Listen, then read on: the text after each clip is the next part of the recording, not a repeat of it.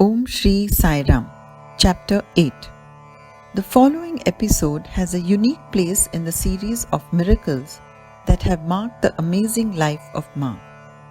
On 18th November 2008, Hema called her mother from Toronto. She was very troubled about a dream that she had the previous night. She had witnessed a scene in a remote sort of a village, which she somehow knew in her dream to be in the state of Uttar Pradesh. Hema told her mother that she had seen a certain devotee of Swami who was close to their family having an argument with some village rowdies. She described to Ma the appearance of these men. During the course of the argument, one of them took out a revolver and shot this devotee in the head. He fell on the ground. Hema shouted in her dream, "Swami, save him." She heard Swami say, "Yes, I will save him." Hema was very uneasy because on earlier occasions she had premonitions which had turned out to be true. Ma was aware of this. She was extremely disturbed. The next morning when Swami came to give darshan, Ma asked Swami. Hema had a dream about this devotee's life being in danger. "Is it true?" Swami replied, "Yes, it is true." She cried out immediately, "Swami, you must save him." Swami asked Ma, "Will you save him?" He also said, "It will be very tough. Will you bear the pain?" Ma said, "Yes, Swami, I will. He has a family, his wife and children. His children are not settled yet." Again Swami said, "My child, it will be very difficult, almost unbearable." Ma said, "I will do it, Swami." He told her that she would not be permitted sugar for this period. Swami had not given her permission to tell anyone about this, so she kept it to herself. On the 21st of November, Ma went to school as usual. In the afternoon, she was sitting alone in her classroom, going through the notebooks. Feeling uncomfortable, she wanted to stretch her legs. As she tried to do this, she felt a severe pain in her foot and was not able to move her leg. Ma also felt a tremendous heat rising in her body. She cried out for help. A schoolmaid who was passing by heard her and came in to check what was wrong. As soon as she saw Ma, she ran out to call the other teachers. When all attempts to help her failed, they lifted her into a car and drove her home. After they left, Uncle tried to help Ma, but the pain increased and she developed very high fever. He called the wife of this same devotee whom Hema had dreamt about. She rushed with some medicines, but they were of no help whatsoever. Ma's condition did not improve. This devotee and his wife came to see her again in the evening. They were all very puzzled about the strange pain. After 3 days, Swami said to Ma, "The pain has started." The pain increased with every passing day. It would begin after sunset in the evening and ease off on its own in 2 to 3 hours.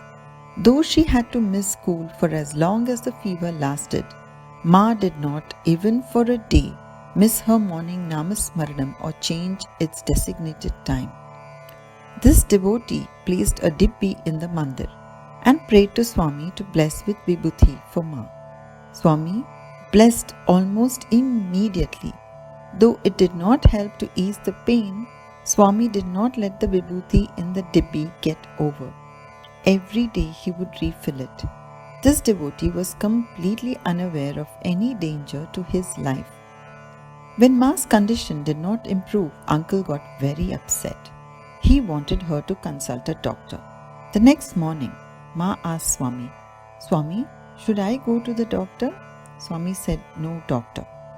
After a few days, the fever was gone. Now she would get a huge swelling in her feet and legs every evening. The pain would be very severe. After a couple of hours, the swelling would subside and the pain would go away on its own. She continued her namasmaranam and performed the household chores before she went to school in the morning. The pain grew in intensity and spread to her abdomen, back and chest. Every day, this devotee would ask Ma if Swami had told her anything about this pain. One day, Swami gave permission, and Ma revealed the mystery of the pain to her husband and to this devotee's family. They were shocked.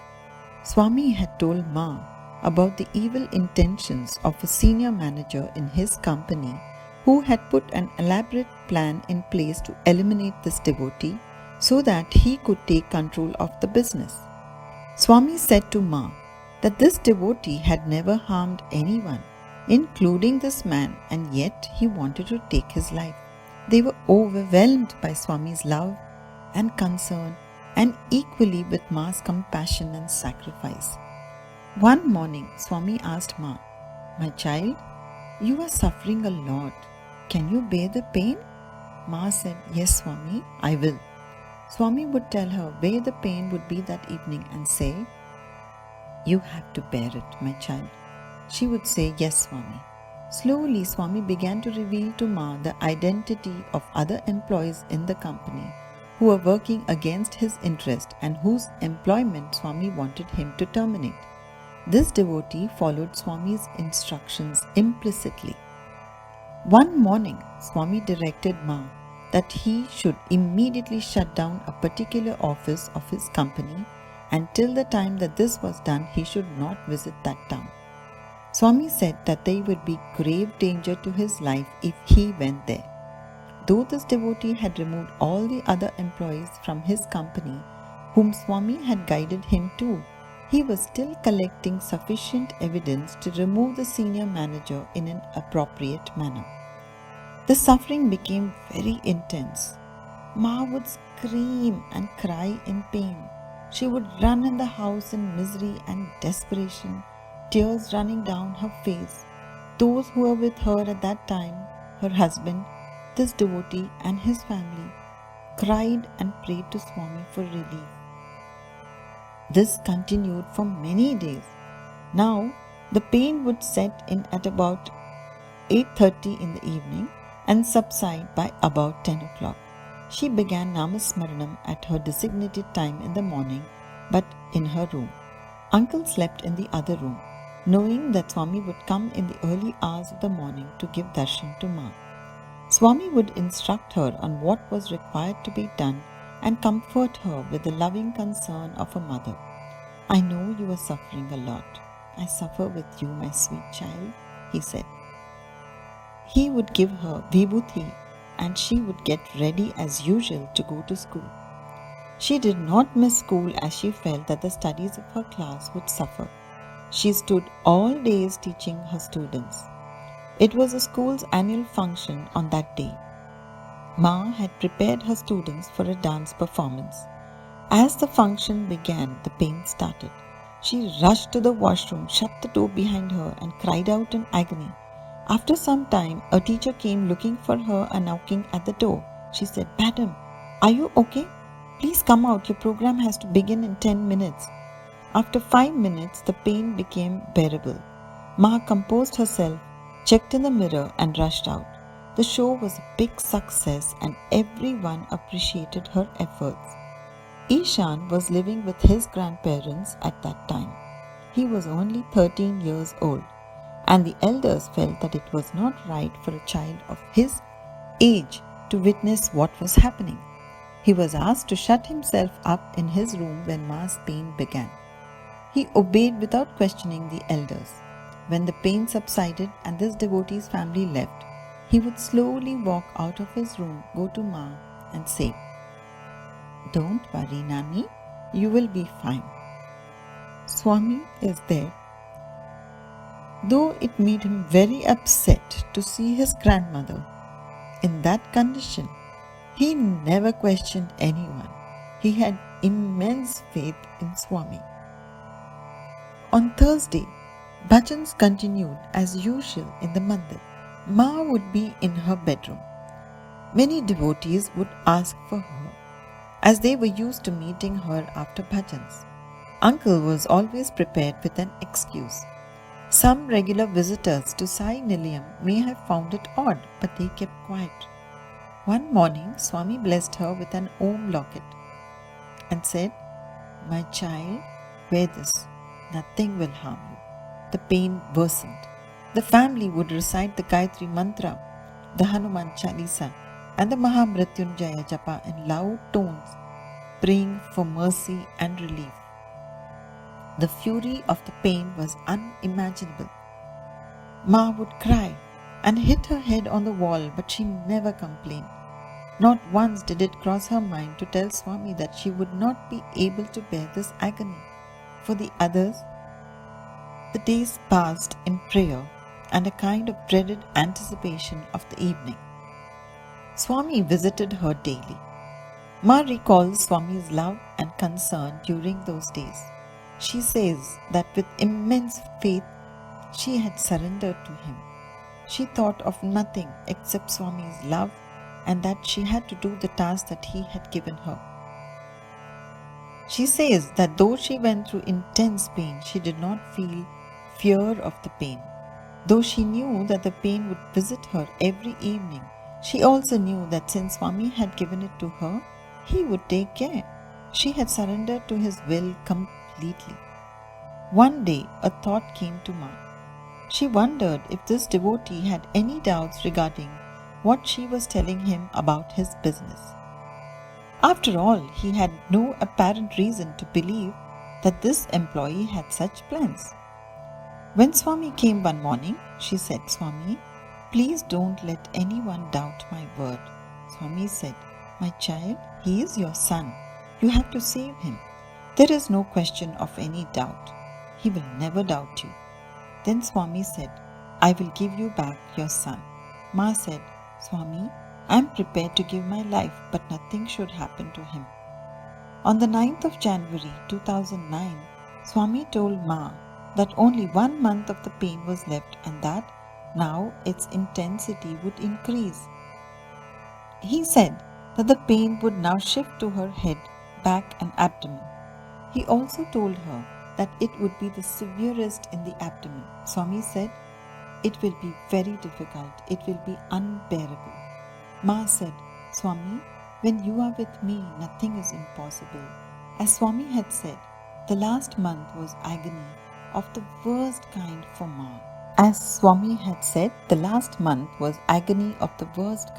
Ma. On the 7th of February, as this devotee and his family entered Ma's house at 8 in the evening, she called out to them urgently and cried, "Leave immediately, go home." Her face flushed with pain and her voice shrill with a sense of extreme urgency. She said that some men hired by this manager to eliminate him were moving around the building. She said that they knew where he was. She told this devotee to leave his car behind and take her car. She also told them that when they leave the building, they should not turn right as they always did, but take the road to the left. Also, she said that they should park their own car inside the building. They rushed down, parked their car in the parking lot of the building, and left in Ma's car. They took a roundabout route back to their house. Ma had the same excruciating pain after they left. This time, the agony lasted all night. On the morning of the 8th, Ma was doing Namasmaranam when Swami came and said, "Wait." He gave a vibhuti and asked her to take Padanamaskar. Ma got off the bed and touched his feet. Swami said, "Today is a very important day. Be very, very careful. Swami, you are with us. Nothing will happen, isn't it?" Ma asked. That evening, as soon as this devotee and his family came in, the pain started. Ma told them, "There is a black car parked near the temple behind our building. The armed men are in this car. They're waiting for you to leave from here in your car. Go now. Turn left as you drive out from here. Don't take the road to the right as you always do." As her pain increased, Swami was prompting her from inside and she was giving instructions. She told them, "Leave now." Ma prayed, "Swami, please go with them." She says that she saw Swami go behind them as they left her house. Ma told them to continue talking to Uncle on the phone so that she knew of their whereabouts. She was not able to talk on the phone as she was in excruciating pain and was breathing with great difficulty. That day, it had so happened that the devotee and his family had come in two separate cars to Ma's house. The devotee had come in his car from the office and his family in the other car from their home. Both cars had been parked in the parking lot for safety. Now, thinking that the gunmen would be looking out for the devotee's office car, they drove out of the building in the other car. Since Ma had cautioned them, they did not take the turn that they usually did when they left her house. As they left Ma's house, they turned left and took a completely different route. Soon, they were on the main road. Swami also conveyed to them that a second car was waiting for them at the crossing just before their own house. Ma said that they should not worry as Swami was accompanying them.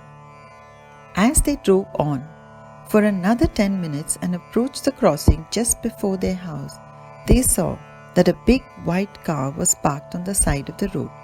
As they crossed it, they looked in the direction of the car from the corner of their eyes.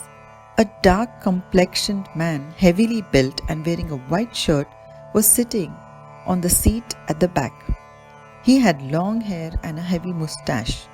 The driver was standing outside the car, leaning against the door. He was looking out towards the direction from which they had come. Even as they drove past his car, the driver and the occupant of that car did not look in their direction. Driving ahead for another minute, they reached home. Uncle informed Ma. She conveyed to them that they were now safe. They went to their mandir and bowed down in deep gratitude to Swami.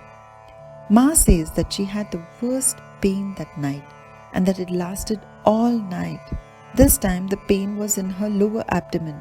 She was alone. Uncle was in his room unaware. Ma said that she wanted it to be like this. She wanted to be alone with Swami in the darkest hour of her suffering. It was the 9th of February 2009. Swami came in the morning to give darshan. He placed his hand on her head with immense love. She says that she forgot her pain and felt blissful in his love.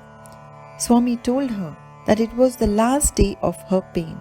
He also said that she would not be permitted to have anything that day, not even water. Ma did not go to school. At 9 o'clock in the morning, she was lying in bed and Uncle had gone to bathe when Ma's pain began. When he came out of the washroom, he looked at her and immediately called this devotee's family. The pain was in the lower abdomen and was coming at regular intervals, slowly increasing in frequency. Swami was giving her clear instructions from within. He told her, "Today is your last pain. Tell everyone." All were relieved and happy beyond expression. At 2 o'clock in the afternoon, Ma told Uncle to tell the guard at the main gate of the building that no one should be allowed to come up to their house. She said that she would go to the mandir at 4 o'clock in the evening. At 4 o'clock, Ma was helped to the washroom. She was getting the pain at regular intervals. When she came out of the washroom, she was made to sit on the computer table chair, which was on casters, and taken to the mandir. A sofa had been placed there for her. As she sat on it, she said, "This is my last pain." Everyone cried aloud, "Swami!" tears welling up in their eyes. At that moment, miraculously the pain subsided, and she appeared normal. Ma exclaimed, "Swami, I have saved your child." Ma turned to this devotee's wife, held her hand, and said, "I am giving him to you." The next morning, Ma asked, "Swami, what is my relationship with this devotee that I was able to take so much pain to save his life?" Swami said, "My child, I have given you your son." The last day's pain was labor pain. Since that day, when Swami speaks of this devotee to Ma, he refers to him as her son. His ways are incomprehensible, truly. Om Sai Ram.